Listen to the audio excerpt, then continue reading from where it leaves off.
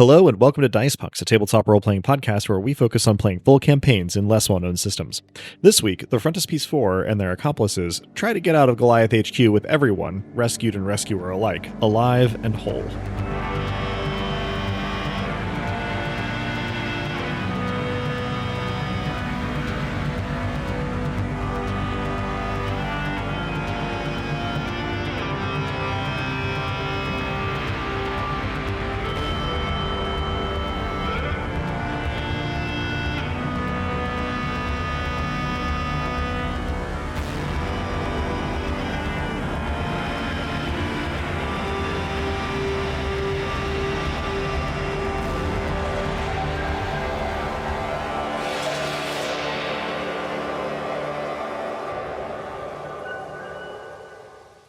Hello and welcome. I'm Adam, your friendly neighborhood game master, and joining me are...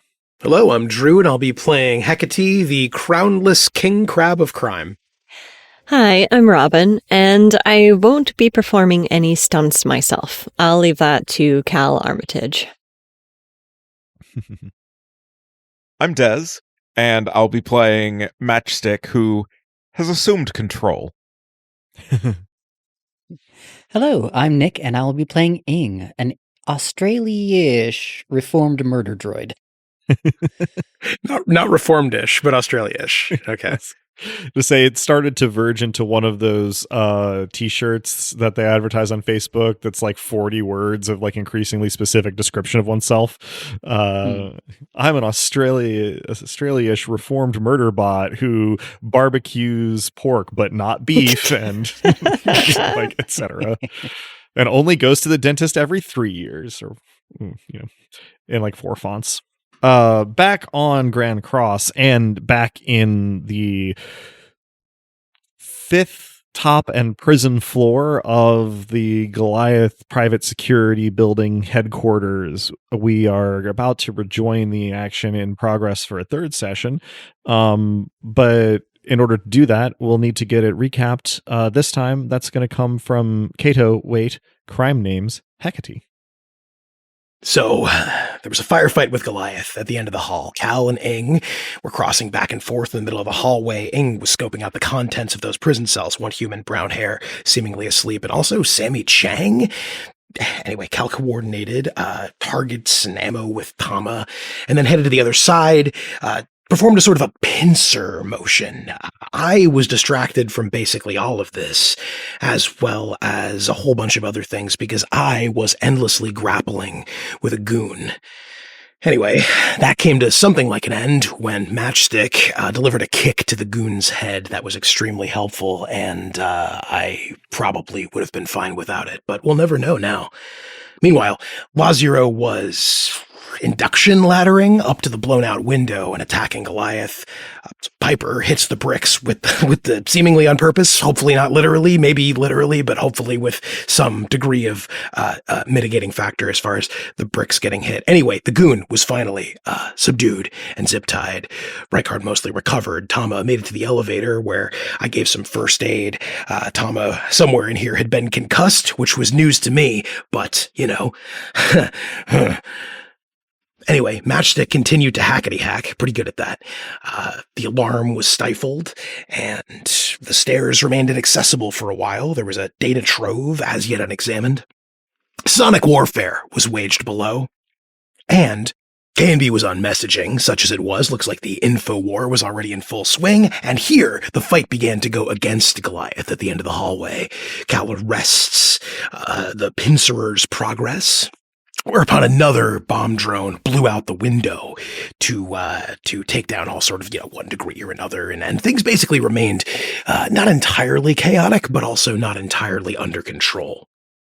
Ing's drones captured an image of the man in charge in that hallway, and it was Barlow Hawthorne that pinged Ing's memories for the before times in some way, and I don't know that Ing knows what to do about that. He's using a sort of a machine pistol with live ammo against Law Zero, and there are sirens shouting. Sporadic gunfire from outside. So Cal and Rykard took riot shields and pressed Goliath to the end of the hallway in the stair side, and Barlow Hawthorne continued fighting a Law Zero android, sort of gambles in order to disable it, though its chassis goes dark on top of him. Cal then gets between the eyes, so to speak, with a sticky shocker, and then rolls the android off and holds him at double gunpoint, though he remains out of it. Rykard then searches him for a key to the cells, and the fucking Uwu Panzer shows up. So, all in all, things are going worse than we'd like, but better than expected. Excellent, and thank you. That is the moment where we pick this back up. Cal is kneeling on Barlow Hawthorne's chest, the Goliath carbine loaded with less lethal ammo pointed at his head, and their sidearm pointed at his knees, trying to bring him around. I believe the line was something along the lines of, you'll want to be awake for this. Rykard, in the meantime, sort of going through keys, trying to see how these doors unlock. Most of the rest of the gang still kind of further back towards the elevators, kind of keeping the escape route accessible and staying more out of harm's way, though the fighting on this end of the hallway is winding down otherwise. Everything seems to be escalating outside the building, as evidenced by the arrival of Kumiko. But Ing probably has the best idea of the whole situation on this 5th floor from drone surveillance, as well as more information, if not complete information, about the exterior from the 14 drones that are still outside. And the biggest complication, other perhaps than the arrival of at least one Kumiko, is that while Cal has impeded the stairwell door with some riot shields, they will get that open eventually, and probably before too much longer.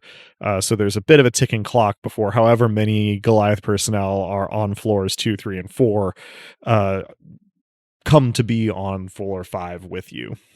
So, I don't have it in my mind that we have to start with anyone in particular, but perhaps the most dramatic thing we can do is start with Cal and Rykard, unless one of our other player characters has something pressing we need to get on mic. No, sounds good. And Barlow is awake and looking at me at this point, correct? No, exactly the opposite. You have not been able to bring him around. Oh. You've tried, but... So, in that circumstance, I am going to zip tie him and disarm him and pocket any magazines or anything that's on his person that seems useful. And just because I'm feeling petty, I take his wallet. Sure. So he has one of those, like, instead of a wallet, it's like a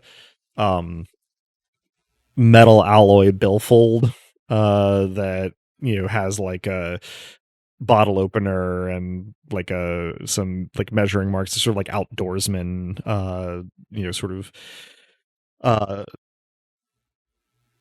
gear, I guess is the word I'm looking for.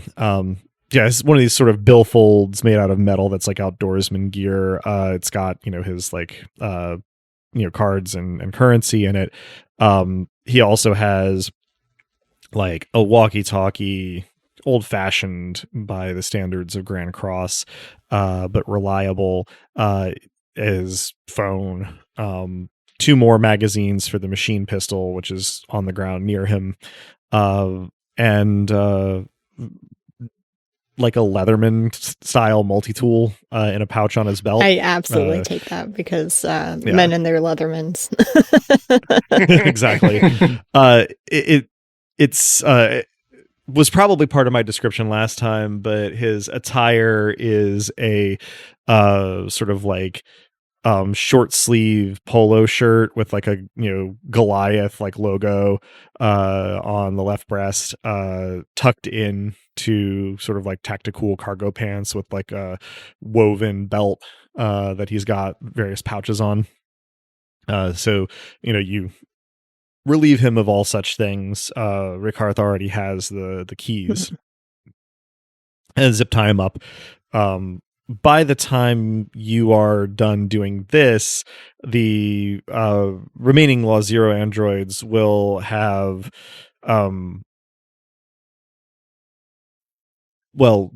taken the rest of the Goliath forces on this end of the building out of the fight. Some are awake and restrained, others are alive but unconscious. There are a few that are sort of in between a little bit, not totally in the moment, but not entirely out of commission either, also being restrained. There are at least 2 that look pretty well dead to you. Whether they could like survive with treatment or not is unclear, but like they're in heaps, no visible breathing. Meanwhile, Rickarth is trying keys in the 2 cell doors down on this end. Trying the keys in the closest one and trying to see if he can't get it open and extract. Presumably, this end by process elimination is going to contain Haru and Sammy Chang, whoever was in the middle, that human that we didn't recognize in the cell that Ing looked into. Is apparently the only one in that middle hallway. This does all take a little interval. So during this interval, what are Hecate, Ohm, and Matchstick all getting up to further down the length of the building?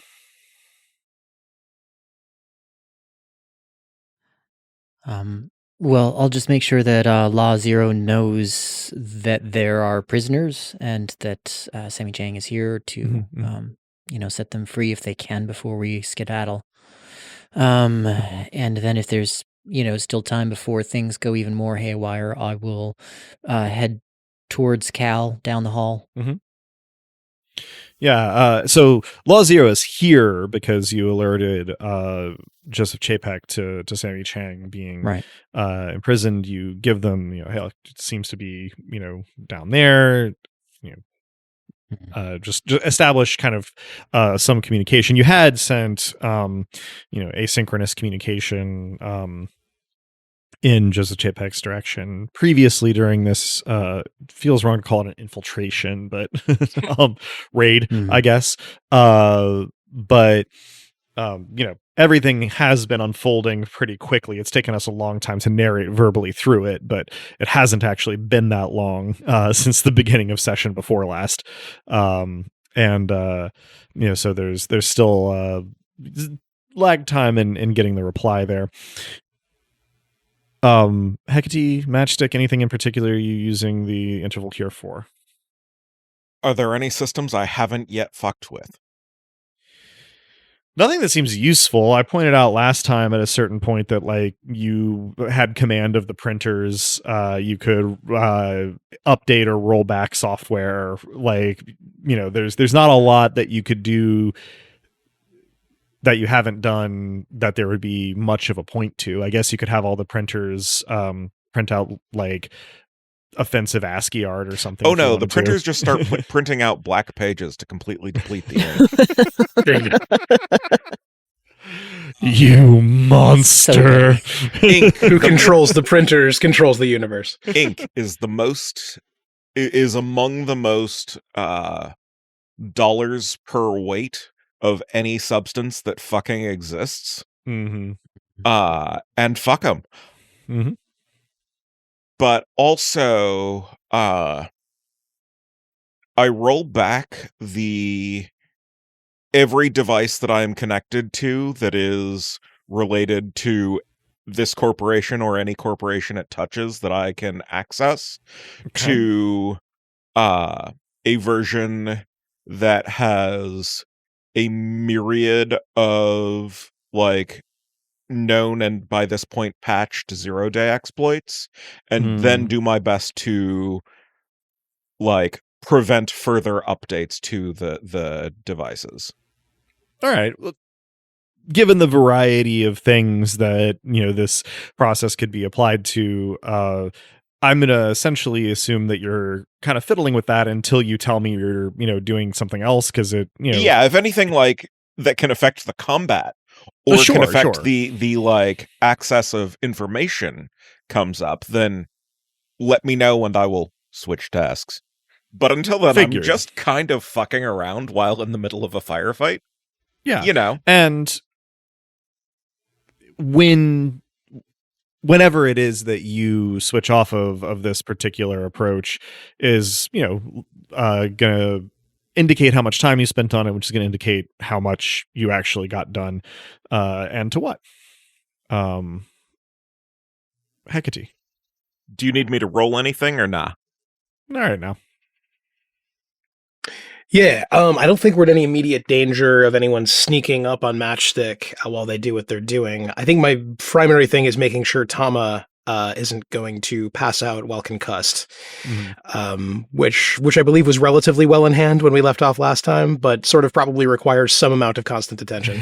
Yeah, not a bad idea. These sorts of things don't like pass quickly exactly, but the immediate complications that can ensue are a little more short-lived. So you're using your knowledge of essentially first aid and first aid kittens, party favor med kits, the one you got anyway, try to kind of keep Tama engaged with her surroundings. Her strike points of those less lethal rounds have started to blossom into stark welts, so you're using cold packs on them, as well, giving your attention there, and not to the goon zip tied near you in the elevator who is I believe you called a toddler last time, so has been secured, but is keeping up a sort of wriggling and straining, as well as muttered imprecations in your direction. Muttered imprecations are greeted with a non-standard but probably parsable middle finger from the work suite arm. Mm-hmm. Like coming up from halfway up the forearm. This finger is very middle. All right. Good. So, around about the time, Cal, that you have taken everything, that isn't just like gum wrappers or whatever off of Barlow Hawthorne, Ricard gets the prison door that he's been messing with open. It's a involved process. You can hear the clang as the lock disengages, and then he's got to like turn the big like nautical handle and then pull the thing open, on these big heavy hinges. And the cell that he's opened contains a very alert looking but not at all like threatening looking Haru Hiryu. She's standing kind of back into one corner of the cell with her hands sort of like directly in front of her eyes, kind of in like a mock fighting stance. These cells are almost certainly either intentionally like equipped with soundproofing or just as a like collateral effect of the rigor of their construction. They do not transmit sounds all that well, but there was gunfire directly outside the door, right? So Haru knew that something was going on, and is now very sort of quickly sizing up Rikarth to try to see if she can effect an escape before it seems to dawn on her that this is not a Goliath employee. And that might have been the reason for the gunshots. And so she sort of just looks a little confused. Rikarth, for his part, stands there like, hands up and open, keys dangling from one thumb, and says, "We're here to get you out. We're a little on the clock, though." And Haru sort of looks around. She's also decked out in the black site prison jumpsuit that Goliath has put their prisoners in, and her hands slowly come down to her sides. She's, "All right, well, thanks. Yeah, I don't know where my stuff is, but let's go." Am I right outside of the room that this is? Yeah, you're a few feet away and a little offset, but you can hear and see all of this going on. When I see that the situation might need some diffusing, I kind of pay attention to that, and then as Haru kind of settles, say, "Hey, you might remember us from the soiree." The soiree. I can't say. I almost I had to stop myself. You're among The printer prints the word soiree. in and among the rest of the black, yes. Yeah. Sort of very thin. It is increasingly complicated spellings. That's why overlapping again and again and again. I follow up with a quick, "We have your dad." She starts to say something in response to your statement about the soiree, and then you say, we have your dad. She just like stops stock still and kind of glances side to side, visibly processing, and then says, "All right, well, take me to him. Let's go." And sort of like ducks under Rikarth's arm and out into the hallway, where she kind of comes up short and looks around at all of the sort of chaos and can hear the sirens and the shouting and the sporadic gunfire and the kumiko from outside. And she just goes, "Holy shit, yeah, let's get out of here." So Haru comes up a little short, stepping out into this corridor with the sort of aftermath of the big melee off to her left, and then just a little to her right, zip-tied Barlow Hawthorne with the holographic projection armor of the Terabyte Boy, sort of keeping watch over Barlow. Doesn't seem to particularly recognize Rikarth, but can hear all the shouting and the shooting and the sirens from outside. She says, "Holy shit, we got to get out of here. Is there a plan?" Rikarth looks to Cal. Ing, you're probably on this end of the hall by now, so you're present for these bits, at least. Yeah, well, if I'm present, then I do have some unfinished business with Barlow. Sure, yeah. So as I round the corner, perhaps, I see Barlow zip-tied, and I just approach deliberately with an air of menace. Burn, is there... I get Burn on the comms, if it's not already open. Burn, is there a... Does anybody either have a burner phone, or could you turn mine into one on short notice? If not, that's fine. Life takes precedence. I would like to leave some way of getting a hold of Barlow with Barlow without it coming back to me. You could open up his phone. You could put... Right. Well, I suppose that does require a destination. Yeah, I'll give you the number for one of my burner phones. There you go. Okay. Done. Open it up, put it in his phone. Ing turns towards him, opens Ing's mouth, turns away, isn't quite sure what to do, and goes over. Before you head off, hey, can you help me haul him back into the cell? Yeah. I am not gentle. Good. It seems a waste that we came all this way and we can't say a damn word to him, so I cock my gun and level it at his knee. and give a quick glance in Ing's direction. It's not lethal. Wrists, Honestly, not it's up to you. knees. But Cal, before you pull the trigger, don't become a weapon. This is your choice. I'm not going to lose sleep if you shoot him in the knee. But, do it for your reasons. Or don't. I'm not sparing him. But don't do it for I'm me. sentencing him.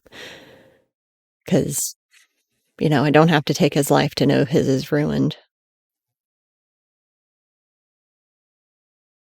I pull the trigger and aim for a kneecap. Wrist would be more difficult because he's currently bound, so I don't want to accidentally hit anything truly essential to life. That's how you get organs, is by going for that. So, see if I can find a strip of cloth and tie it around his leg. Not trying to make a tourniquet because that's just as bad, but slow bleeding. Cal, you have all the time in the world to aim, so two of you drag him into the cell. Haru just vacated. Cal,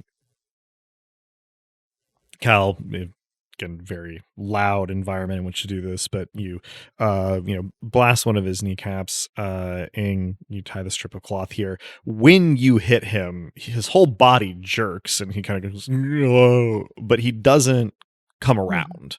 In a way that would facilitate communication. His breathing becomes labored and he starts to sweat.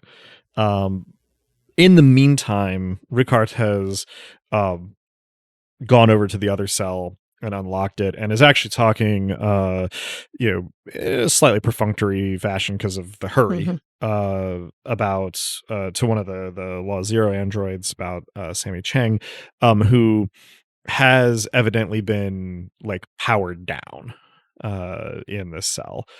So the Law Zero, two of the androids present go in to sort of try and rehabilitate him for the escape. Presumably, once the two of you are out of the cell you've dragged Barlow Hawthorne into, you close and lock it behind you. And if there's a obvious target that I can safely fire additional rounds at to make getting him out more of a pain in the ass, I do so. Not super feasible here. These are doors that are made to resist that kind of direct force, as well as made entirely out of high ricochet surfaces. So a gun is a pretty bad tool for this job. If you had a thermite lance, they used to drill holes into plate steel, that would be useful, but you don't have one on you right now. Can you do anything to this door to make it difficult to open? Adam, can I do anything to this door to make it difficult to open? Stats-wise, I'm not very strong. But I'm not sure how much of that is physical versus psychological. I would say that what you can probably do is make a roll if you'd like to try. Sure.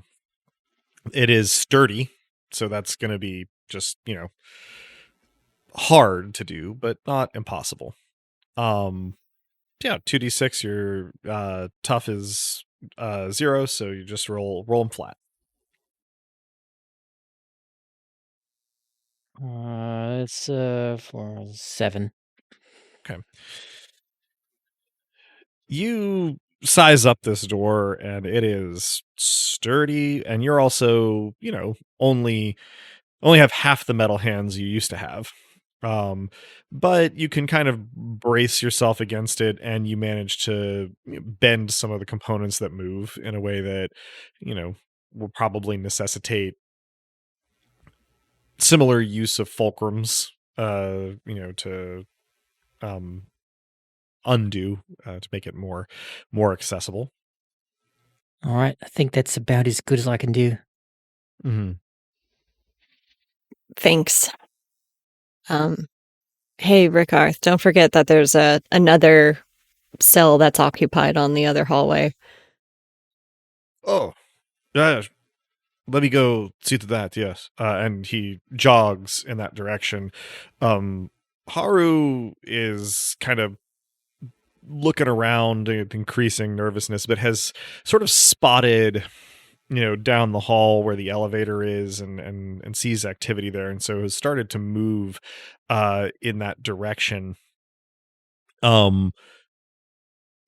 The Law Zero androids, having sort of brought Sammy Chang back online, are starting to move him towards their ladder, in quotation marks, presumably to leave, and take him with them.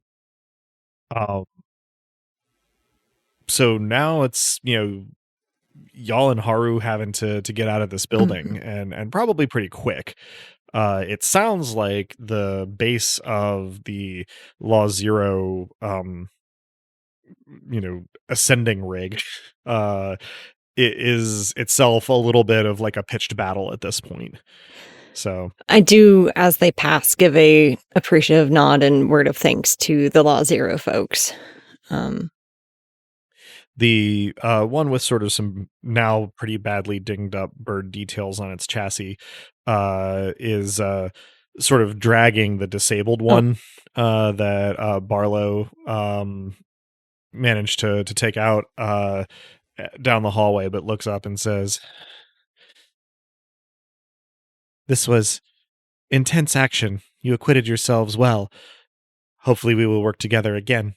And then gives you kind of like a sharp nod and starts trying to finagle their comrades, sort of inert frame down from the 5th floor without opening them up to just massive amounts of gunfire. So I'm also going to start making my way to the elevator. On the way there, however, how many fire extinguishers are visible? Gonna say one on this side of the building, and then one on the other side of the building. You remember from being over there, both close to where the middle hallway crosses. And Des? So do I have cameras for the lowest floor of to which the elevator goes? Trying to remember what my ruling there was. I believe so. Cool. Is there anyone in that floor? Yes. There are some Goliath personnel who seem to have come in the front door after having been stymied for a time by the barricade Rickarth put there, and are sort of clearing the hallways on the first floor, tactical style, as they enter. You can count with a brief check-in 4 people. There could be more out of the scope of the cameras, but it seems like they've only just arrived. Where is the closest, like, basement's presence? I don't want to say basement's entrance, because the shortest way between 2 points is a line. Well, that's tricky because this building has basements. It's where their infrastructure is located. The stairs go down there. The elevator does not. The stairs, of course, have the issue that I'm about to point out in much more dramatic fashion of being full of guys. Right. But they are isolated, physically from the spaces of the rest of the basements. That said, if you're talking about, breaching floors and bulkheads and things, then like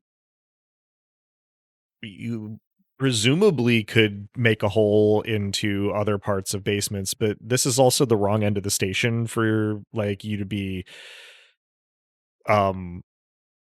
closely familiar with the layouts. You would be, able to sort of cross-reference intended basement spaces you have access to, make educated guesses. We would be able to move at speed. well, the thing that's going to slow you down is finding and parsing information, right? Like not, well, and then I guess being able to effectively breach the, amount of space in between one, Right. That was basement the area and primary another, but- obstacle that was the cause of the question. Right. So let me rule that in terms of time passing, during play, you have started, looking at this in terms of like, okay, we need like an exfiltration route here, and started pulling up where the different basement spaces in the vicinity should be, and then how far apart they should be. And what you're finding is that because this end of the station is less built up than downtown, the presence of basement schematics for like what the configurations actually are more scattered, more isolated.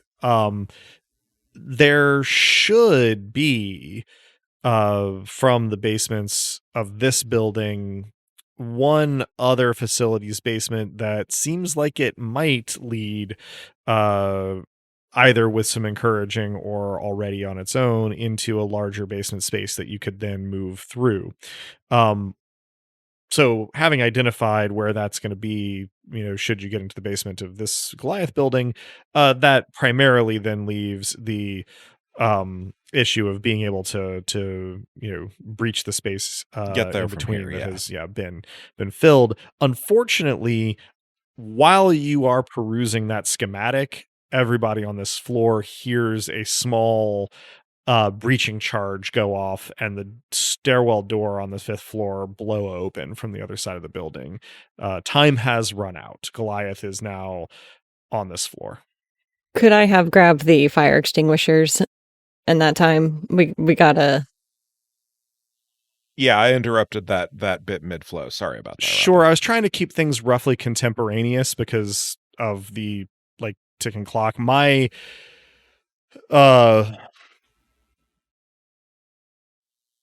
My perception of the flow of events and the amount of time that they were taking is that, Cal, you would have, I guess, been like grabbing the first of the fire extinguishers when that door like gets blown. Okay.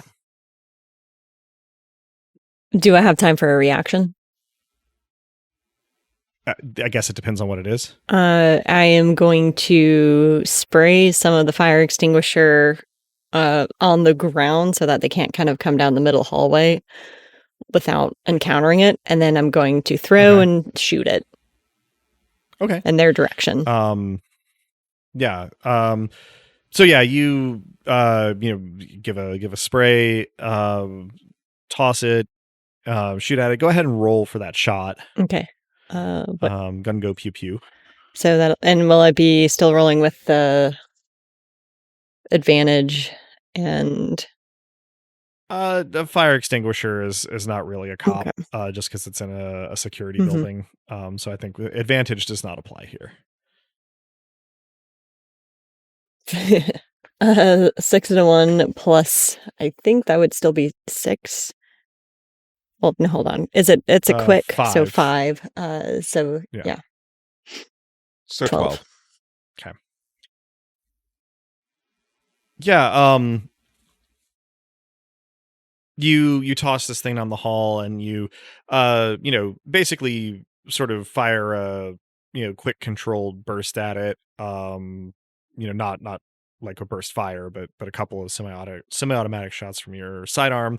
One of which does sort of like ping off of the neck of the nozzle in such a way as to sort of open it up. It starts depressurizing and spins a little bit and then kind of shoots off in the direction of the stairwell as it off gases.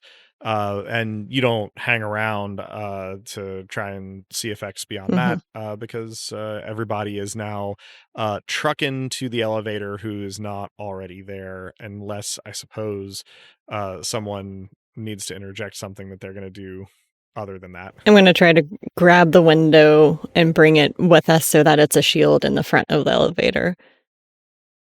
Okay, if you are able to receive some help, that is totally doable. It's, a unwieldy object, not especially heavy, but, not easy to grip or maneuver. But if like, Rickarth is Yeah. a little busy, but if Ing, you want to help out there, you guys can maneuver that towards the elevator, and probably finagle it, sort of into the space, assuming that you drag the um goon that Kato grappled out into the hallway Oh, first. absolutely. Yeah. Yep. I help with all that. We will not be taking goods on our escape. Thank you. Didn't figure. So everybody gets into the elevator as you are hearing sort of like shouting and movement from the direction of the stairwell. Now, Matchstick, you are in control of this elevator via your systems. Are we all inside, including Rikarth? Rikarth and Haru and the whole party here. When Haru steps onto the elevator, while still looking like Barlow Hawthorne, I will just look up. Oh, hey, Harlow, or not Haru? Yes. Yeah. You well, understand. you won't look like Barlow to her because she's not looking at you through a camera. Fair. Yes. Yeah. But if you can still be, hey, Haru, and she will sort of blink and go, pleasure, Matchstick. Thanks, I think. But, yeah, saw you on the news. Oh, glad I made the news, I guess. Does it go? Gesturing at the elevator. Yeah. One way to find out. Oh no, it doors close. Mhm. Counterweight engages, etc. Mhm. So have I figured out whether we have enough firepower to breach the basements here and enough of the other sort of firepower to breach into the further basements beyond? Honestly, without time to like read up on demolition charges, like you'd be guessing, and you don't have a whole lot of explosives available to you in the first place. What seems like would probably have to happen for you to be able to like breach from this building's basement into the wider basement network would be like raiding the first floor and hoping to find something like the breaching charges that they used on the door to the stairwell upstairs, and just like use those until you get a hole. A dicey plan, to say the least. Alternatively, right, you can try to head out at street level and make for a better basement entrance, which you've identified a few possibilities of. Then I think that's probably the play. It's just, then we have to get out. Mhm. So I set out the tactical challenge that we are facing. Looks like there are... How many dudes are there in the first floor that we know of? 4 that you know of. Okay, 4. So 4, possibly more, that are avoiding my cameras. Ing, this is probably a good time to, you have the bandwidth to sort of start putting together the information that your outdoor drones are giving you in a little bit more sophistication. And the only real silver lining to the situation outside appears to be that it is chaotic, right? There's not a lot of information among the Goliath forces and the station security forces that are just starting to show up about what's actually happening or who they're actually looking for. They're seem to be focusing on the essentially like the climb site of Law Zero, since that was visible from the exterior and being defended with violence. So there's concentration of attention and personnel on that side of the building, kind of midway down the length of it. And you can see that however many folks have come inside, there are another half dozen Goliath forces and what looks like a single station security sort of like patrol officer with like communications open to like his station, talking to them, sort of loosely arrayed around the front of the building where the entrance is. Otherwise, you are also noticing just a bunch of news camera drones starting to buzz around the area and getting footage of things. And lastly, you are able to identify the rapid approaches of two Kumiko units from sort of either sides of the side of the building with the cells where uh, Haru was being held and where Barlow was, directing the action. One's coming from that direction, and then one is coming sort of in towards the stairwell side of the building. Evidently being station security equipment and not Goliath equipment. Okay. I summarize and convey this to my compatriots. So it seems like then, if I've understood you correctly, if we go out the elevator and out the front door, or the same door that we came in, we would run into a Kumiko unit and a security guard relaying information to security. No, the Kumiko unit would be coming from the opposite side and the side in between on the stairwell side. So okay, gotcha. All right. Then also there's the station security officer is also present with a half a dozen Goliath personnel. The security officer is apparently relaying information from those Goliath personnel to station security. The other thing that I've neglected so far in all of this plate spinning is that Rikarth did bring that third prisoner into the elevator with you guys. They appear to maybe not have been so much asleep in their cell as either like dazed or drugged in their cell. No comprehensive first aid examination is really possible under the circumstances, but Rikarth is essentially like carrying this person. I described them Ing when you got a look at them as being a human with sort of medium length dark hair and sort of a medium dark complexion. Beyond that, hard exactly to say anything about them. It's not anybody that anyone here seems to recognize on sight, but evidently somebody that Goliath had enough of an interest in to take in and treat poorly. So they are with you as well, which is good because you are here to break people out of Goliath jail, and they may have some good information and whatnot as well, but also at least until they're moving under their own power, likely to be a little bit of a liability in terms of maneuvering quickly. So in other words, it sounds like there are precisely 0 good options. In keeping with a lot of the way that this operation has gone, yeah. Yeah, no, thank Front you. seems to be the best. Cool. So we could get out with the front. There are those obvious problems. We could try to get to this building's self-contained basements, which in turn have a potential connection to the broader basements. But we don't have the means to blast through. Haru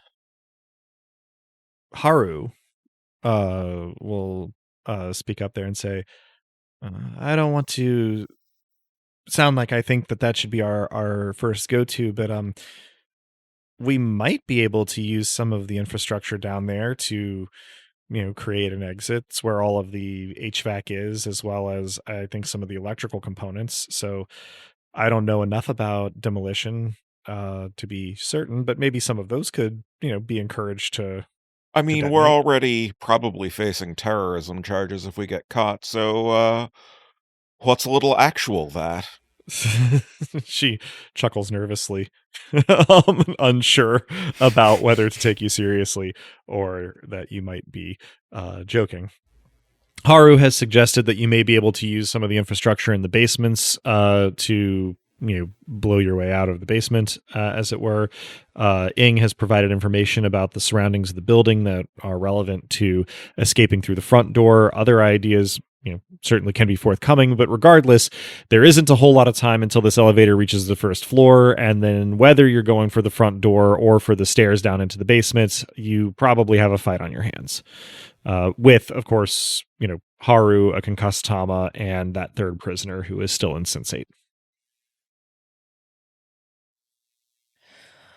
All right. There's plenty of chaos outside if we want to take our risks there, but if we think that there might be ordnance down the basement, that seems like a good go. Open up a new front. More to keep track of on their side. It does kind of seem like the most insane thing to do, so we should probably do that. All right. Par for the course. What do you think? Ben? Cal? Tama? Tama goes, Haru. I like to blow things up, and I'm not moving too quick right now. Yeah, we need speed to get out the front door successfully. We don't have that. Tama goes, we could ride Kumiko. Granted, that is more insane, but let's go middle of the road insane, eh? Right, yeah, rank 2 or 3 might be the sweet spot, I agree. I think we stop treating architecture as a limitation. I don't like it, but I don't see any other options aside from gun blazing with... Ing? Do you have contact with your swarm friends? Sure. Can you get them to eat through a wall in the basement? In the same way that the Weasloid got access to the frontispiece.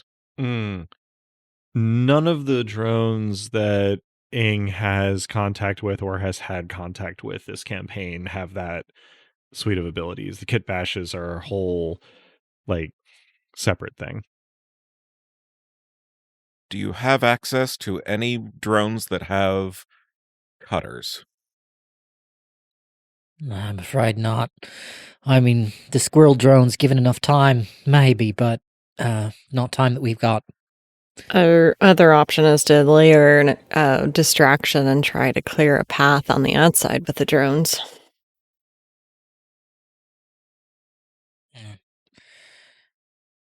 Well, I think that we've got maybe another 20 seconds before these doors open and we should be moving. Well, we do have the extremely large piece of reinforced glass. Mm-hmm. Well, Tama pushes herself up. She sort of, puts her back into the wall and stands up and sort of shakes her head kind of to clear it, blinks a couple of times. She goes, right, well, not the first concussion I've had. Worst one I've had in a while. I'm not going to be that much use, but when those doors open, I'm going to try and throw myself at whoever is between us and the stairs to the basement. If we need to, we can always look through what they've got on the first floor to help us blow something open. I'm sure they've got something, probably somethings they're not supposed to have, which could even be useful for, and then the doors open. What are we doing with the piece of glass? Holding it. Okay. I don't know exactly where we would have put it in the It was intended to be a block for initial fire once the elevator doors open. So it's at the front. Yep.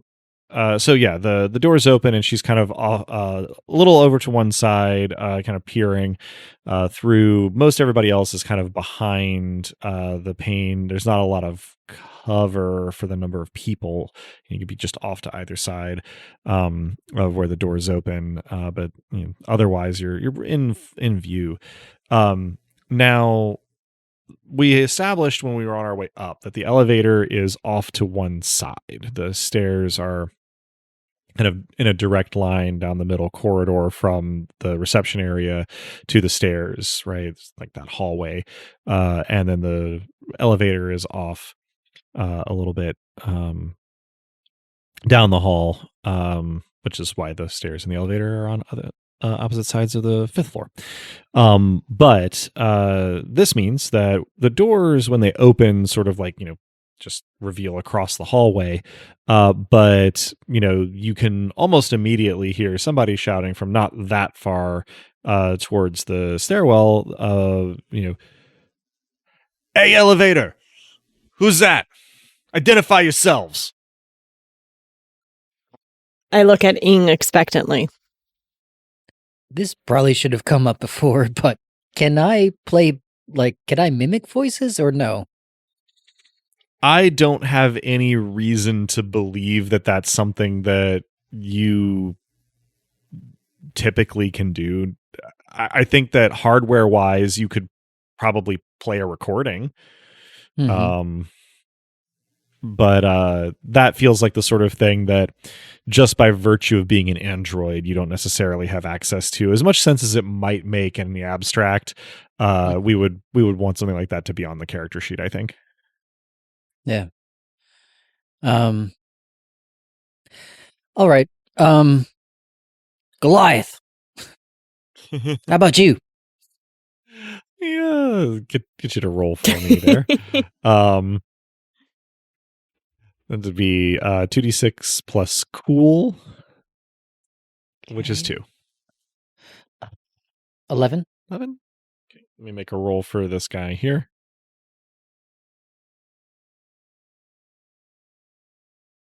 He comes back with a little less heat, behind it and says,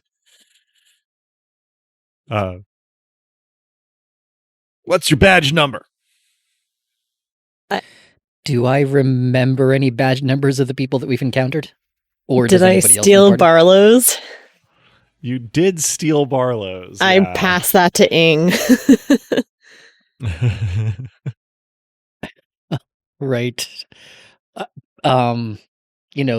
Gosh, I'm really praying that the fog of war obscures the fact that Barlow doesn't have an Australian accent. And I read off the badge number. Did. He does. He does have an Australian accent. Well, fuck. All right, there we go. Yeah, that's why I was looking at you. Yeah. Fog of fuck, yeah. I'm the fog of war. Right. Yes. So yeah, I read out the badge number. Satisfied, idiot? I also whisper, tell him I've got wounded.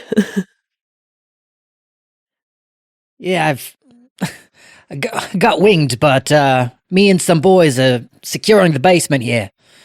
Make sure that nobody... I play the recording of the elevator goon. I play the recording of the elevator goon talking shit to me.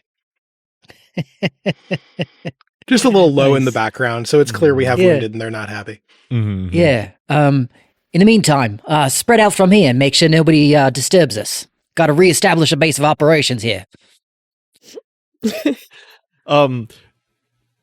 There is a brief pause partway through that, and then while you're sort of finishing the comment, you can hear footsteps coming towards the elevator, and this guy starts to say, Mr. Hawthorne, sir, is that you? You're and then sort of skids to a stop in front of the elevator and stares blankly at the sheet of glass. I shoot him over the top of the glass with the sticky. Okay. Roll your gun go pew pew. Uh-huh. And with advantage. We'll never get old. And I will never get over that +6, skill. right? Yeah, and plus +1 to your normal +5 because you are dealing with police and other security forces. Oh, thank God I have that bonus. Actually, here's an interesting thought. Do I go 3 and 4 or 2 3s +6? I'm asking the peanut gallery. Mm-hmm. I feel like those 2 3s. It's not that big. Yeah. A Critical difference in raw 12 value. versus non-critical Yes. 13. So I'll go for 2 3s 12, and I then think. 12. Okay. So yeah, as he sort of skids to a stop in bewilderment in front of the elevator, Cal, you zap him over the top of the sheet of glass. And for our listeners, Cal is essentially one like roll bonus notch off of being as good at shooting at cops as you can be in this system. Like I knew I liked Cal. yeah, How do Cal I is good at increase shooting- it the next notch? attributes are relatively hard to raise in this system, but we'll see. But yeah, that +2 quick is the That's the the missing. only thing keeping you from being maximally effective mechanically under this system as you can possibly be when specifically shooting at cops and other security related personnel.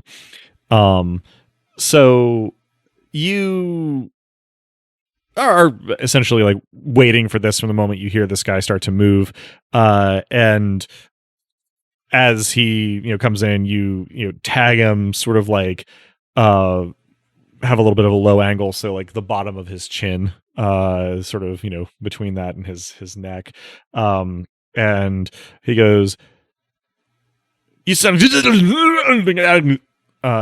because right there by his voice box, and he staggers and then slides down the opposite wall as he loses all motor function.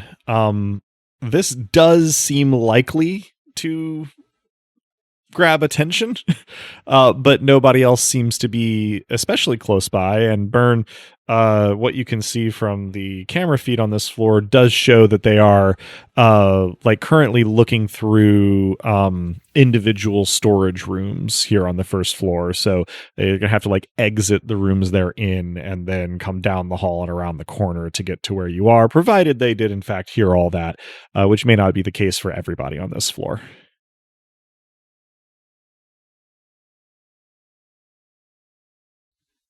So not a whole lot of time to strategize. What are we doing?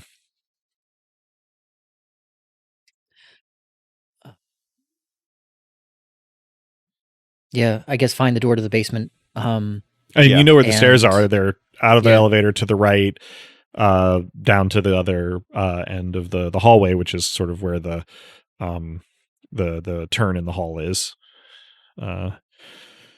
And I think that last session you said that we've got a suspicion of where munitions might lie, if there were a munitions floor, but Yeah, maybe I'm fabricating that wholesale. this floor has all of their storage on it. Okay, yep. Any better ideas than going door to door? To summarize, the elevator doors open kind of at the end of a hallway perpendicular to the one that the reception area leads into. So there's a straight hallway from the door to the reception area to the door to the stairs, and 3 doors on either side of that hallway leading to storage. That hallway turns 90 degrees at the door to the stairs and then comes all the way to the elevator doors where you guys are.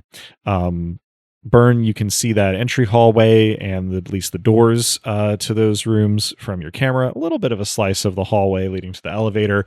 And what this tells you is that discounting the guy that Cal just sticky shockered, there are 3 others who are currently in storage rooms on that initial hallway, presumably trying to make sure there's no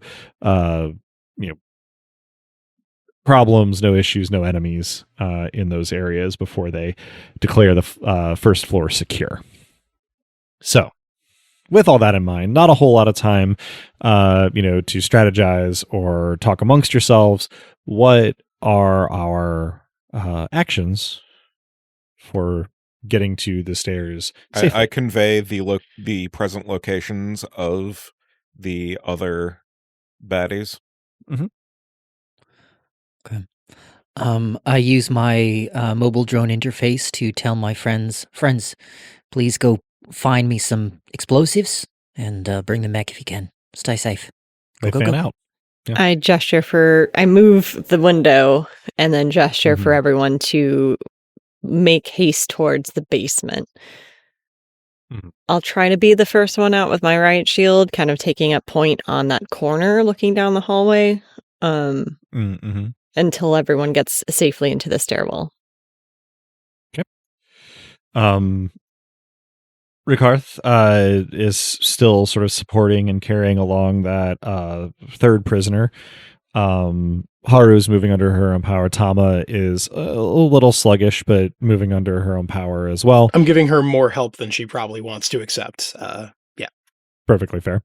Especially under the circumstances. So yeah, everybody sort of troops out of the elevator, heads down towards the stairwell. Now, the nearest door to the stairwell on, if you're facing the reception area door, the right side of the hallway, sort of slides open, and a Goliath, just been calling them goons because it alliterates. A Goliath goon, much like the ones you've been fighting, sort of steps out, seemingly to investigate the noise of Cal shocking his comrade, and is essentially not directly face to face, but in relatively close proximity to where, Cal, you have taken up your post, kind of covering that corner while everybody moves to the stairwell door behind you. So, he is more surprised than you are. Excellent. What are you going to do about his sudden presence? I'm going to sticky shocker him. All right. Go ahead and roll a gun, go pew pew. One of these days, I hope that you just use the glass as a sandwich. that would be nice. Just like press a cop like a flower. Ugh. Don't give me ideas. So that was a 7. Why? Plus 6 is 13. Okay. Let's check. So yeah, this is less of a coup than your previous critical hit shot, but you do you hit him, and it's a solid enough hit that his trigger arm seems to sort of convulse and go numb, and he sort of stumbles backwards, but it doesn't take him down immediately. And not that I have remembered to keep careful count. We've been very abstract with ammo and all of this. You don't have a very deep pool of sticky shocker shots left. Let's call it 3 more before you need to resupply. The ammo for this thing, you got a decent chunk when you got it, but it's not something they sell in corner stores. Since he's staggered, can I make Dez's dream come true and slam make a sandwich out of him with my riot shield to hopefully render him unconscious? By riot shield, do you mean the sheet of glass, or do you separately also have a riot shield? Sheet of glass got left behind. Yeah. Okay, at sorry. The elevator. My bad. All good. So he's sort of in the doorway here. It's unclear what's behind him, but you can absolutely ram the riot shield into him and see what happens. If he's just going to go through the doorway, then that kind of defeats the purpose. I mean, you could use the top of the riot shield up under his chin. Well, my strength is shooting. Yeah, fair. I'm also saying this as Dez rather than as Matchstick, because Matchstick is, as we know, not someone who fights people who are still upright. Right. His action, having been partially stunned, is to essentially fall back into a protective crouch with part of the doorway providing cover for him, and yell at the top of his lungs, "Intruders! Intruders!" And the 2 doors on the other side of the hallway further from Cal, where you are, open, and those two Goliath goons join the fray in short order. Now, everybody else here is moving into the stairwell, which you can hear noise from 5 floors above you of people still sort of like trooping up to that top floor. So, it may behoove you to be a little bit careful about your noise profile in here so that you don't draw undue attention. But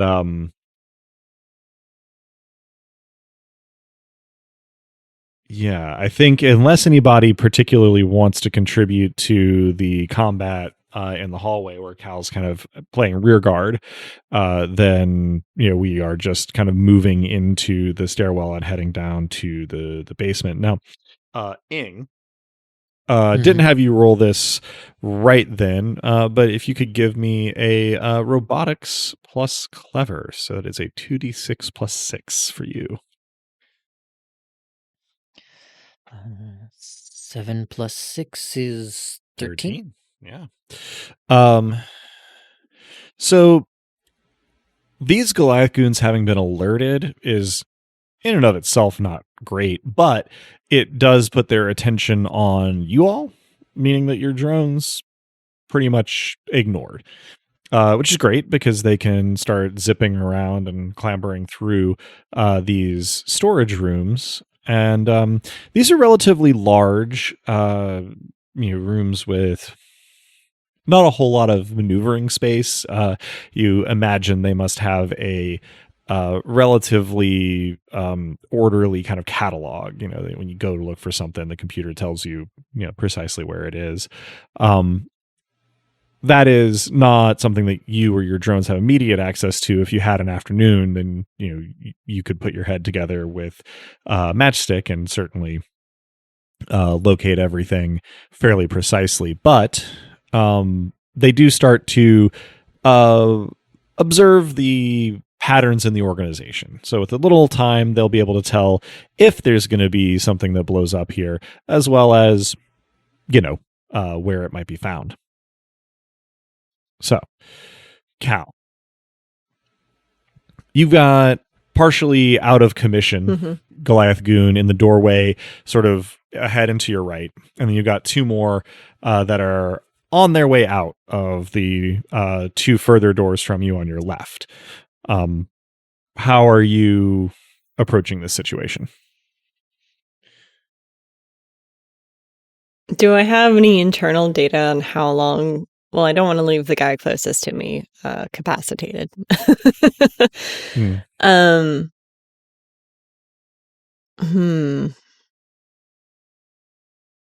the 2 that are coming out aren't exactly in any sort of nice little lineup.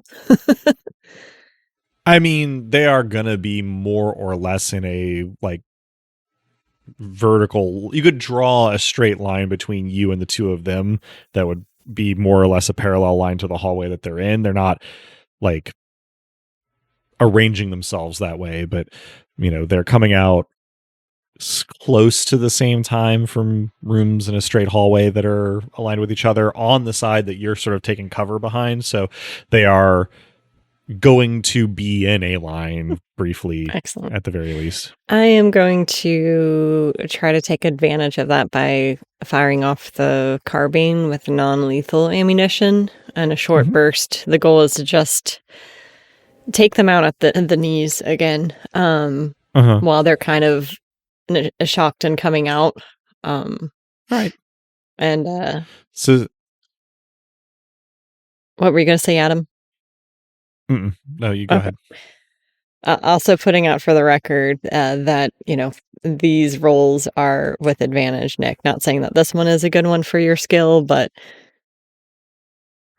I think that I would like to use Helping Hand to boost it. Thank you. Okay. And remind me how the boost will impact this roll. It means you roll 3d6 and take them all. Okay, excellent. Thank you. So I have a pair of 5s, a 3, and then plus 6. So 19. Okay. Thank you, Nick. Nice. With a pair of 5s in there. Yeah. So, Cal, you are lining up this shot sort of in preparation as these two goons are sort of moving from their rooms into the hallways. And Ing, you are already sort of dialed into what your drones are doing, and you sort of see this happening, and you have a couple of your drones in opportune spots to essentially stop the guy further away from moving too far out of like the column with the guy that's closer to Cal for a moment, thereby sort of increasing the likelihood that this burst of fire affects both of them optimally for you. And so then Cal, you sort of angle these less lethal rounds downward. And through a combination of impacts and ricochets, you pepper both of their shins and knees with these, for all intents and purposes, fairly close range, shots. And they both sort of suddenly between a yell and a yelp and fall over, one to his side, one on his face. They're not down and out, but they are down. And your amazing security shooting skills, sort of once again, you have essentially taken three of these goons off of their feet in 2 rounds of combat. So this, I guess, leaves you in the position of your friends and rescuees are, in the stairs, moving towards the basement. They're out of the direct harm's way of these guys. Ing's drones notwithstanding. As rear guard, what's your next move here? Because they're not out, my concern is them kind of setting an alarm and giving away our location. So I think I'm going to continue firing on them in an effort to ensure that they're at least unconscious and won't be able to give any sort of details on where we went in a way that might further restrict our time frame. Okay. So having knocked these two guys down, they don't really get a turn. Their turn is trying not to be on the ground anymore. But the guy who you sticky shockered, who's sort of like leaning in the door while you've been shooting at his friends, has in his still totally functional hand, pull down a flashbang, pulls the pin with his teeth, and then essentially just rolls it along the floor towards you, since you're pretty close. And once it's out of his hand, he just kind of flops over backwards to try to be, out of the, sort of danger of the flash there. Now, you do have your rioting gear, which includes flash goggles. So you boost your saves against flashbang and tear gas style effects. So you will roll a save for this, but it will be a boost. So that would mean the advantage 3d6. Yeah. Okay. Yeah, not advantage, just 3 dice added together plus your so roll his attack roll. I have a 5, a 6, and a 2. Okay, which is 13. Yeah. He's got so his relatively obvious sort of slower deployment of this flashbang gives you time to not only like have your gear already on you and then just kind of trust it, but also to kind of hunker away from it.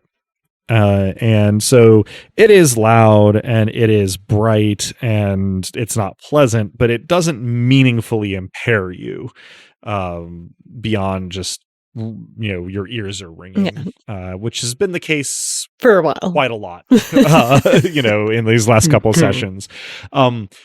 chances are good he might actually have hit the other two. Stunned his allies more meaningfully than you, despite them being further away. They have less warning.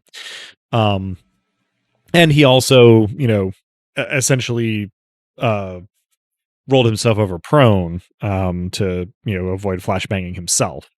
So you've got an opportunity here, to sort of act as you will in the aftermath of this flashbang. Mm-hmm. Oh, I'm going to light him up with the carbine.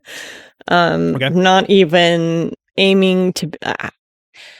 I'm not even going to try to be polite. I am shooting for the head with the less lethal rounds at this point, because that was aggravating. Go ahead and roll your gun, go pew pew. Not a jury in the world will hear about this. So that's going to be 7 + 6, 13. All right.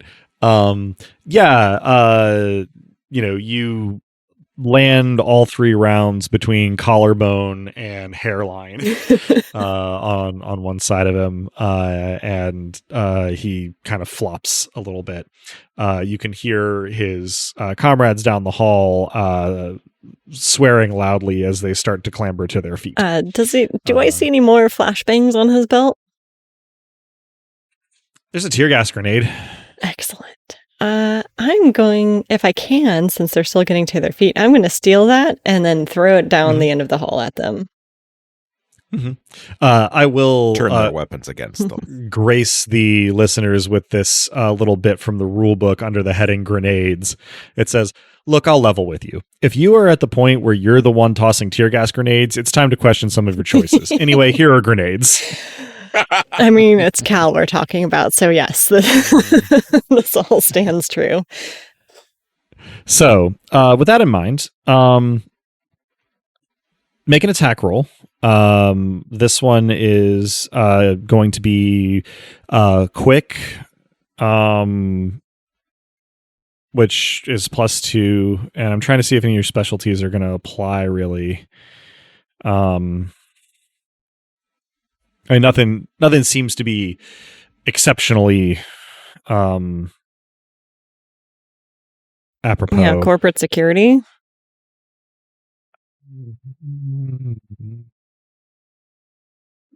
Either that or bounty hunter could apply, I guess. Between the two of them, we can give you the +3 for those. +5. It's going to be equivalent to your gun go pew pew anyway. Okay. So go ahead and roll that, and that'll determine their difficulty of their saves. So I either have a pair of 2s or I can do 8, because the third dice was a 6. So that would be 14 or 10 crit. I think you're going to want the 14. Yeah, I think the 14, the higher roll seems better. Determines what they have to defend against. Yeah, that's right. So it's not like okay. Yeah, then definitely 14. Yeah. All right. So I'm going to roll 2 of their saves. Okay. And all right. So the effects of tear gas, on a failure, they take -2 on all rolls until they make a tough save versus the original attack roll at the end of your turn. On a success, they take -1 instead. Getting out of the gas for a while will negate it. Protection or medical aid boosts saves. They take disadvantage on those because they're in an enclosed space, at least until they get out of the enclosed space. So they are not, fully disabled by this, but they are mightily inconvenienced, and it obscures the visibility in the hallway for the foreseeable future. So the conscious ones probably don't know that anyone other than the Cal may be there. Seems likely. Yeah. Okay. It's been a couple rounds, so we're going to check in with everybody else. I mean, this has all happened quickly, but they have made it to the basement at this point. So, basement door leads into this space that is just as an aside, I would like to functionally brick the elevator such that it is only operable through the network, namely me. Yeah. I think that's relatively simple at this point. But it probably does mean that you're not the first one through the door into the basement. Not that that stands to be especially meaningful. In the basement, thanks to that transformer blowing nearby at the beginning of all this, it's on an emergency lighting. So already annoying because it's a cramped and industrial space. It's relatively loud with the humming of machinery, less so than it would be if everything was at full power. Presumably, like HVAC isn't really a factor right now. There is what appears to be essentially a small substation for their backup generator, as well as like when power is flowing into the building to sort of like, switch between those and kind of keep all of the current even throughout the building. You can also see some of their network infrastructure is in a little cage off to one side in a corner here. The space is mostly metal and plastic, including the walls or floors that you would need to get through here. The spot, Burn, that you have identified is on the wall opposite the door, kind of over to the right, as being probably closest to what was probably a like construction material depot when this part of the station was being built. Mm-hmm. And that opens into other parts of the basements. There isn't anything down here that's like a red barrel, or doesn't have like TNT stenciled on it or whatever. But that electrical equipment is relatively promising, particularly if you can get station current flowing through it again. Getting it to fail catastrophically would be relatively easy, probably kind of destructive, not overly directed. It would be dangerous to be in the room at that point. But it's also heartening that the basement structures are not meaningfully hardened. They're kind of counting on inconvenience and obscurity here. Mm-hmm. They're not expecting people to come in with like destructive intent. Yeah, mining explosives or like excavating tools, because it's underneath their headquarters.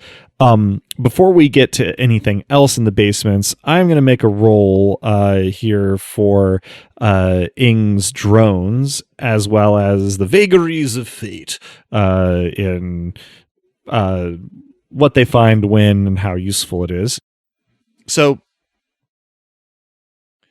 with the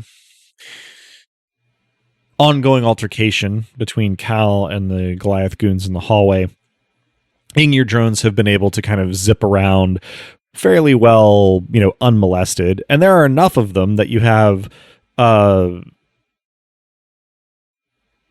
in some rooms, 1 in another, but all of the rooms are being searched in parallel. And their sensors are sophisticated enough that you are able to identify, if I say like C4 charges, then people who grew up on GoldenEye like me are going to picture something much more dramatic.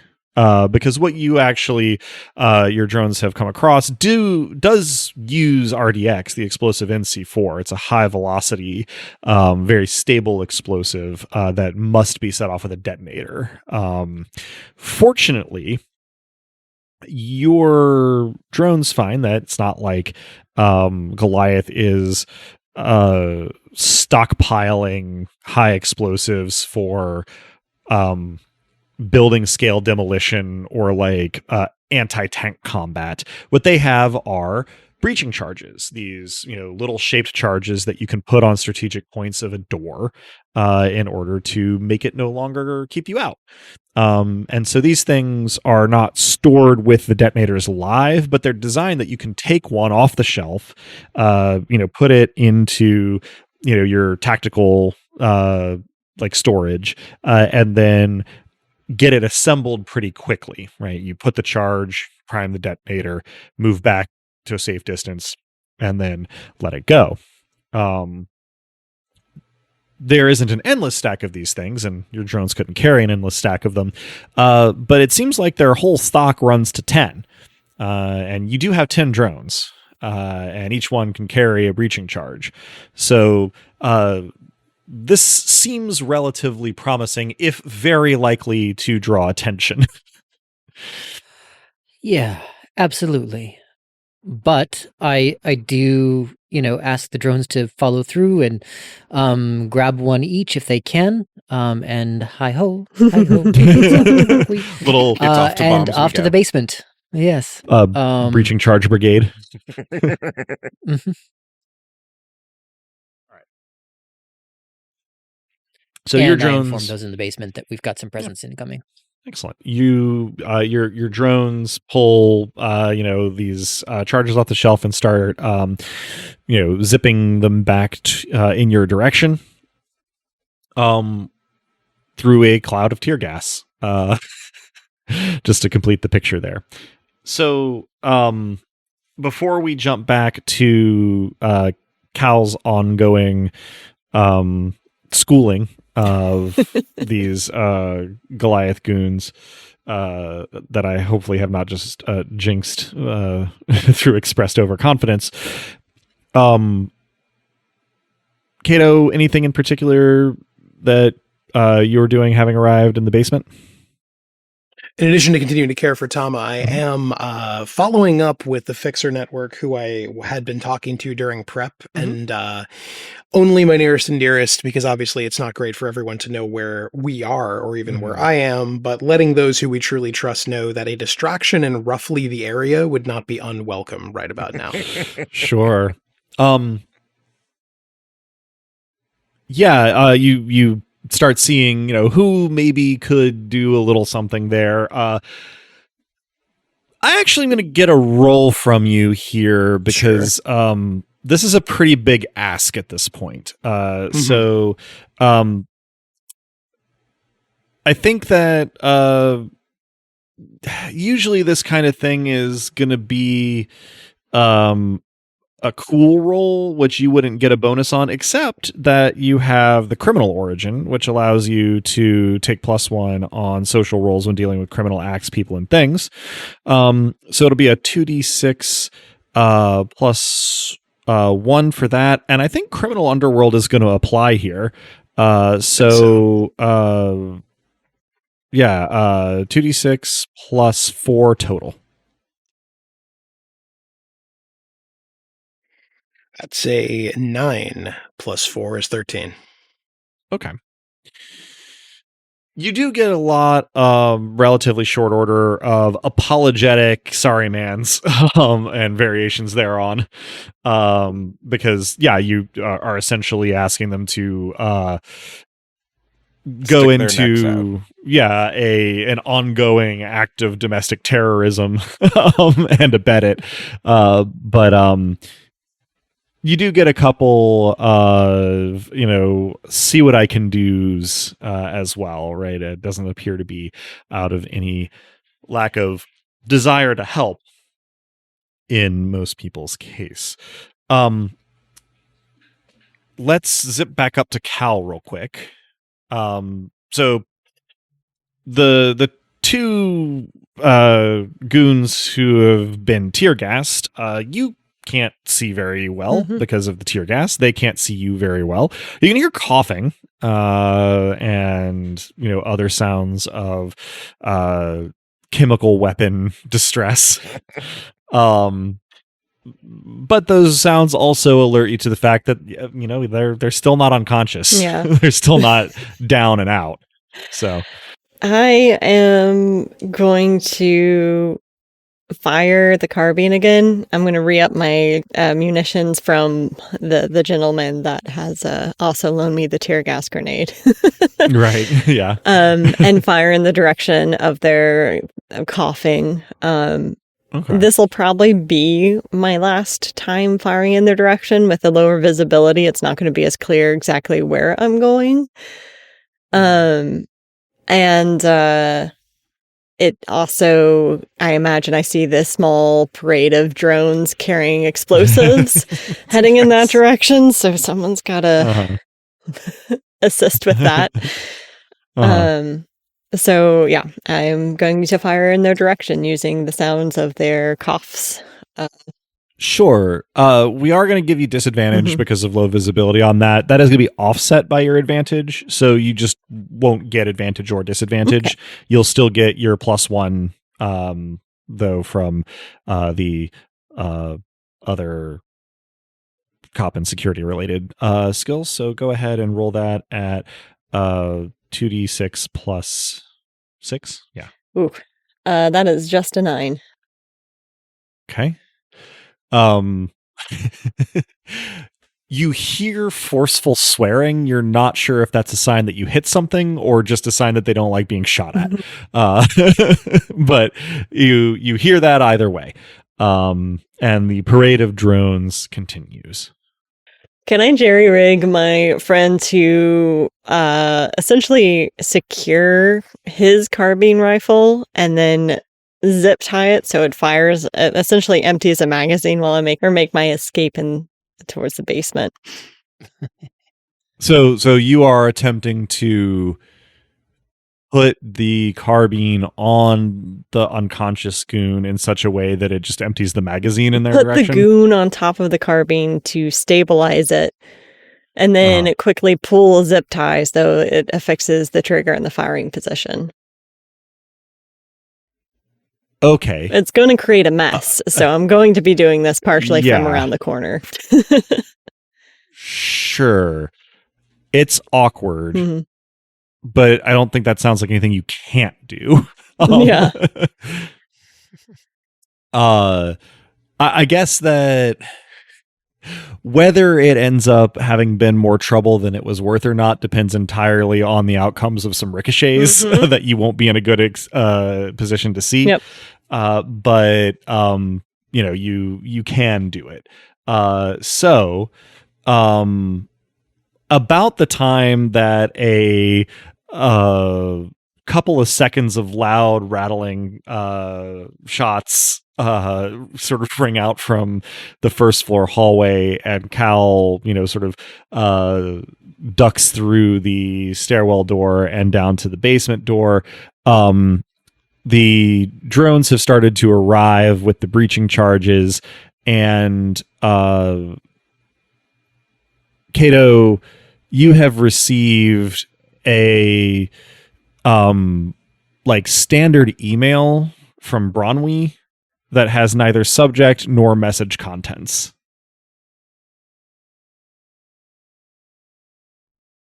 I respond in kind. Good deal. Not a whole lot of time to do much else, obviously, because it is now becoming relatively imperative to go ahead and blow open this wall. And so that begs the question of who's doing the exploder setter-upper? Who's got the most relevant skill? Good question. I mean, I am clever. I clever do plus not 3. have 3. I'm also clever and have corporate security, but I don't think that does a lot for detonating stuff. Especially not for off-label use. Yeah. Maybe opening a door, but I mean, does this count as assertive graffiti? I think we have our episode title. We might at that. I was gonna say, I think that the word graffiti translates to little scribbles. There's nothing particularly little about this. I think you would need to have graffissimo for this to be particularly new relevant. Skill drop. I'm trying to look at people's specialties and attributes here and figure out what the most optimal thing is, but we probably need a volunteer quicker than not. Tama would usually be the go-to here, but she's not particularly, in it right now. Probably, the front runners are going to be maybe Cal using Bounty Hunter, sort of off-label, probably a little bit more on specialty for, Kato, you've got Criminal Underworld is more of a social thing, but not crimes. Gray market goods, these probably do kind of fall into, but again, that's more about acquisition. The reason why I would sort of lean in your direction is because this seems like the sort of thing you might have done before. In the glimpses we've gotten into the history of your character, this might be the sort of thing that is not totally alien to you. No one here probably knows that, although they might suspect. But yeah, I might volunteer. All right.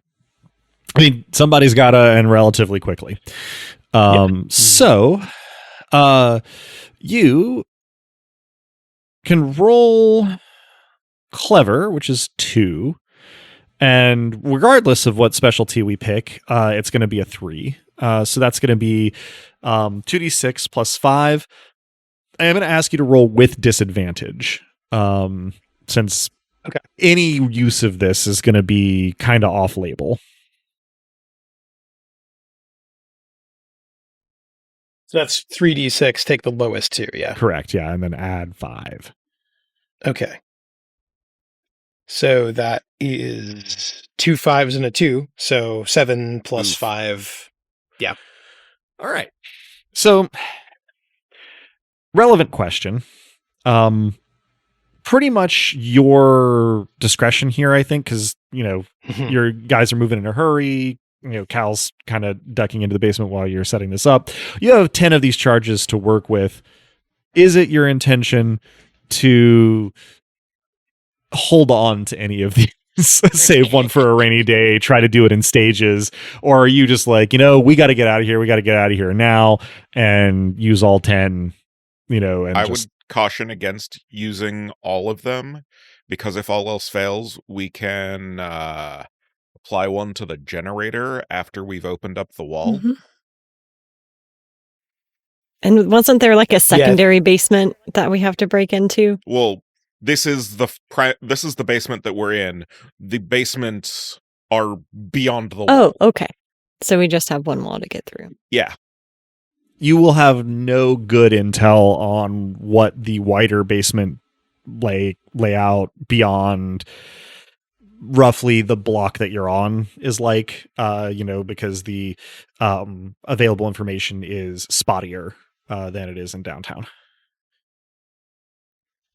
So if the abstraction of the roll makes me think like I can makes me feel rather like I can set 8 out of 10 very quickly, then that's what I do. Yeah, it's honestly simpler than similar things that you've worked with before. These are, in a certain sense of the word, consumer products.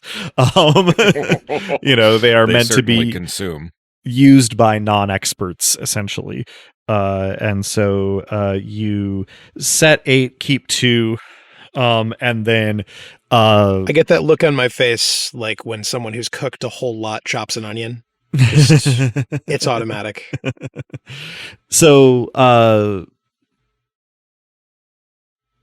blast safety is a concern here because there's not a lot of safe places to go outside of this room, but being in the room is going to be kind of out of the question. So everybody sort of piles into the bottom of the stairwell, shut the basement door, and you let her rip.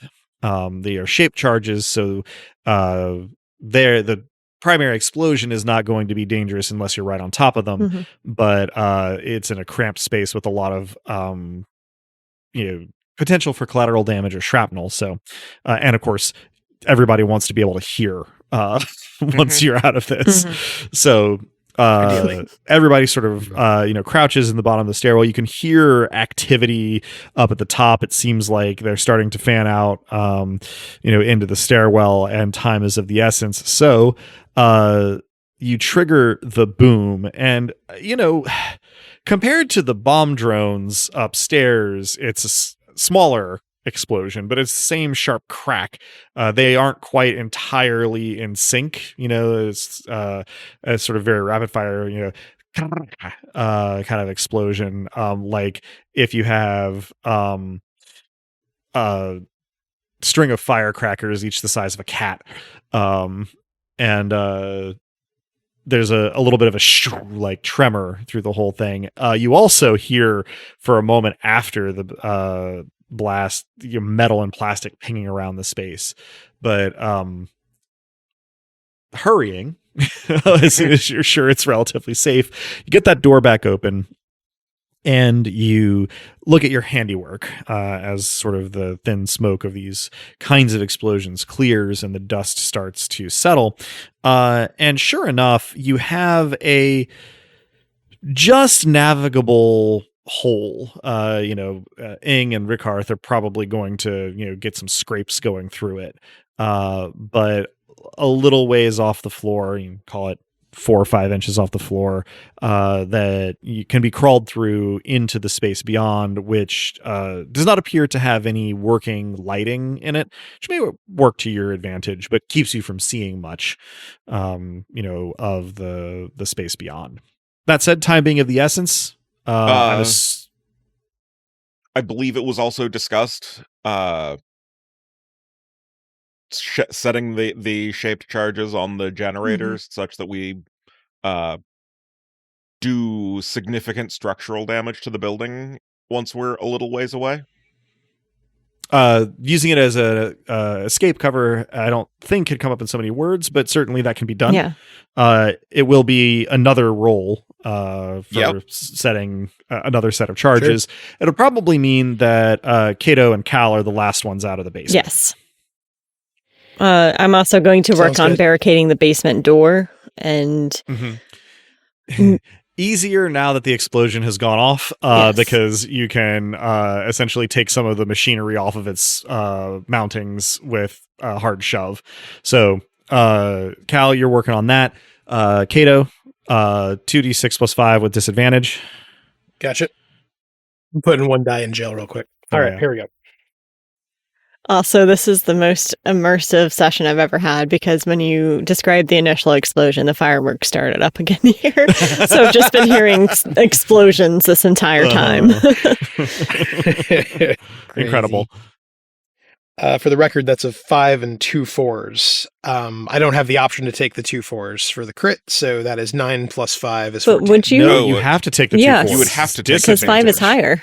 Oh, I have to take the lower. Duh. Yeah. Yes. Then I do have a crit. And that's 13. Nice.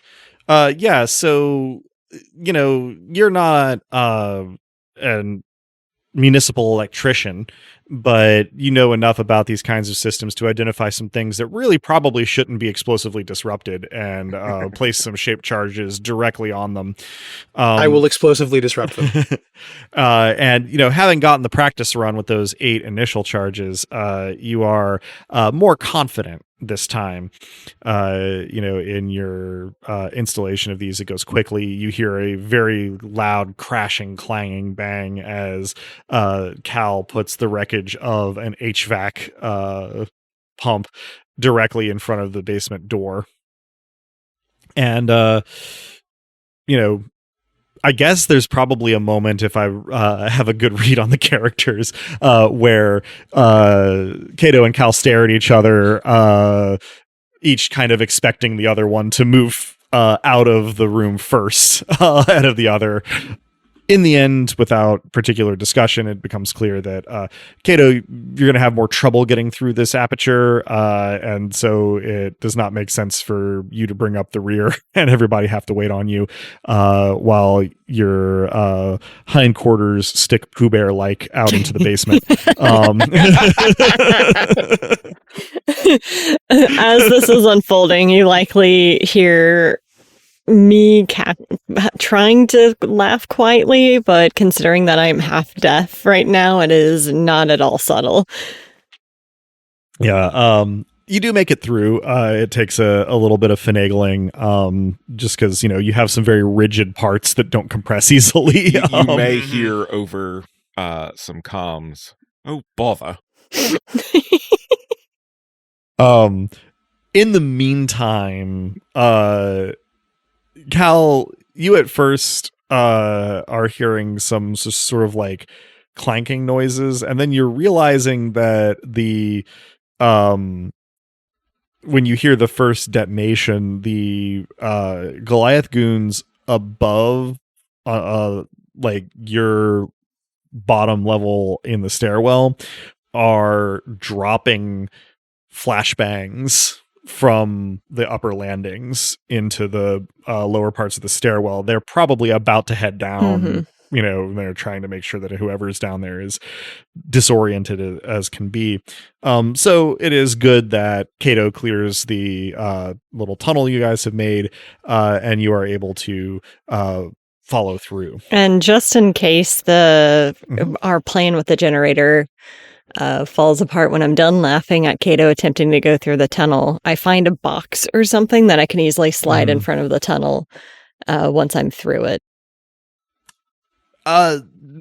Nothing is particularly easy and well suited to that, but you are able to essentially get a piece of scrap metal, from the various shrapnels and pull it so that it's like, it doesn't fully cover the tunnel, but it, makes it less immediately visible, especially in a dark basement. It's the best you can do under the circumstances. Would be easier if they use the basement for storage, but they have that whole first floor instead. So this is pretty much just infrastructure. You get through the tunnel aperture with a lot less trouble than Cato had. Ing had probably the most trouble, but had the lowest pressure sort of place in the line. Rickarth is squishier and could get through fine. Getting your unconscious rescuee through the hole was also not especially easy, but they could at least just kind of be passed through by two people on either side. And then Cato had the next most trouble. But now you find yourselves all on the other side of the basement wall from the basement of Goliath HQ in this sort of disused materials staging chamber, and there's essentially no light, rather large space and incomplete basement maps. So you set off in the only direction available, at least at this stage, and at the time you're getting to the other end of this particular like space, that's probably about when Cato, it makes sense for you to blow the generator, and there's kind of like a fainter small booms immediately eclipsed by a larger, more thudding bass boom of electrical equipment being disrupted. Moments before said booms, the attentive viewer would have heard someone say, "Oh, fucking bother."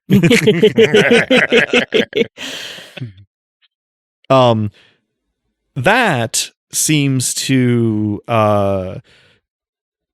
sort of trigger a change in the virtual intelligence of the Kumiko units, which Ing, your drones on the surface will have been able to monitor. They weren't super relevant to goings on inside the building, but as you're sort of monitoring the area, you pick up that they've sort of like arrived and started to try and like clear the area around the building.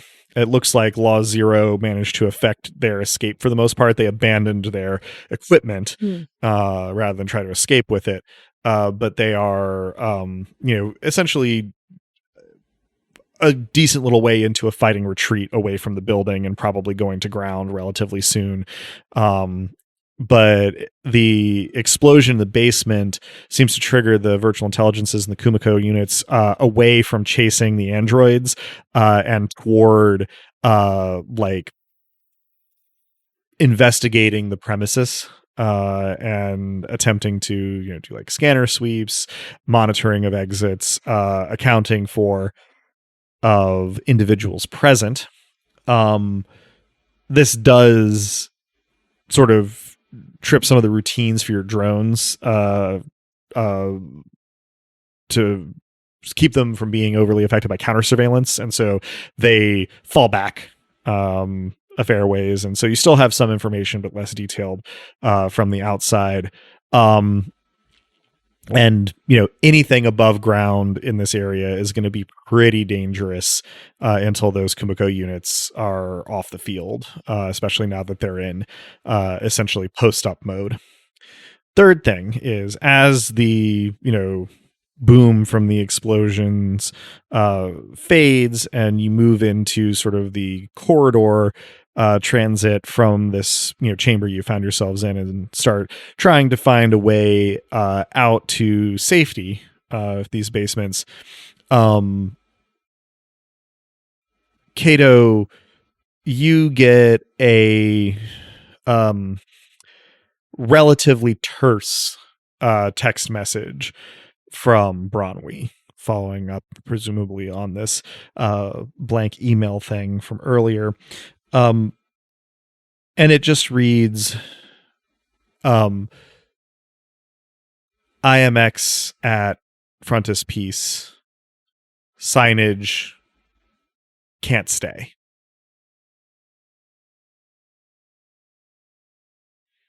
And that's where we'll end our session.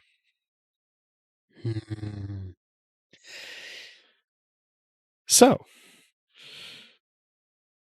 it's maybe a little premature because you do still have to try and affect your escape, but I am going to go ahead and award XP here. It's been a minute of sessions while we've been doing this, and mostly you have achieved, mission conclude, even after you added to the, sort of end of the mission here. Now, this was all very involved, so I'm going to take the perhaps somewhat unusual step of awarding 2 experience points for essentially doing 2 missions on one set of prep.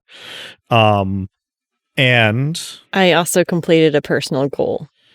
That was going to be my next question, which I believe means that everybody gets 1 more XP.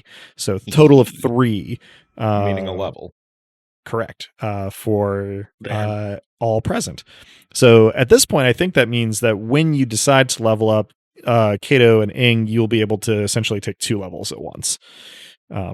So we can handle that once you guys have a chance to sit down somewhere and rub the basement dust out of your eyes and whatnot.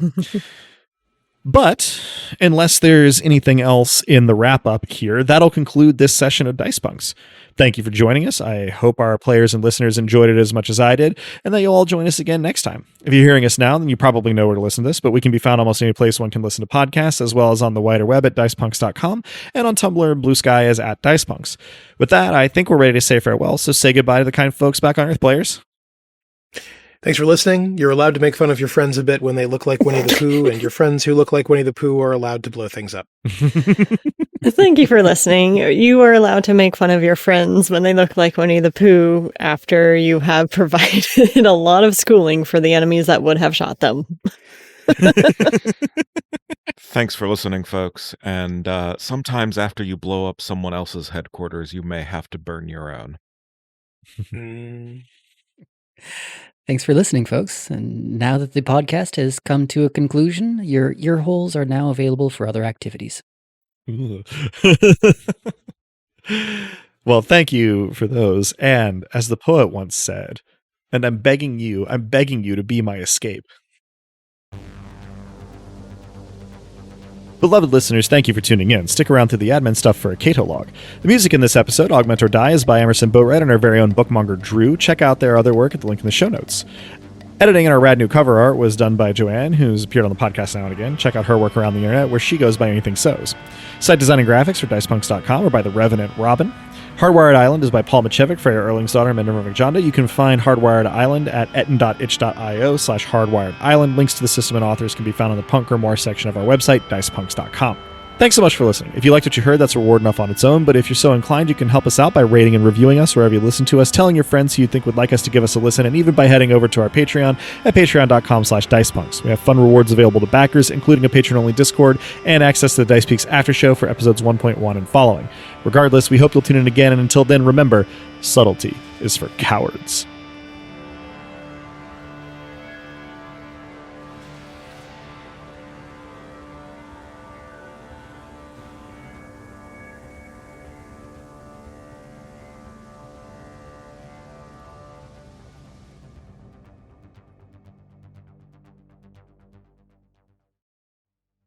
Systems hacked with no obvious signs of entry or exfiltration, other than a document titled, "Hecate should read this," that contains some details about Hecate, an accurate floor plan of the frontispiece, and a summary of services Matchstick could offer to the betterment of same. Just wants room, board, and a student worker's stipend. So with all these credentials, why do you need work here?